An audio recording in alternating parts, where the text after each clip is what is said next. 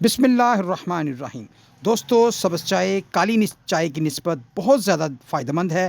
دوسرے فائدوں کے ساتھ ساتھ سبز چائے کا استعمال ہمارے دل کے لیے بھی بے حد فائدہ مند ہے۔ لہٰذا دوستو، دل کی حفاظت کے لیے سبز چائے کا استعمال ضرور کرنا چاہیے، اس لیے کہ اس کے استعمال سے خون کا بہاؤ بہتر ہو جاتا ہے، جس کی وجہ سے ہمارا بلڈ پریشر کم ہوتا ہے۔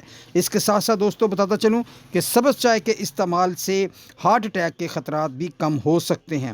دوستو، سبز چائے کا استعمال ذہنی ٹینشن اور فکرات سے بھی بچاتا ہے، اور یہ دونوں چیزیں انسان کو دل کی بیماری کی طرف لے کر جاتی ہیں۔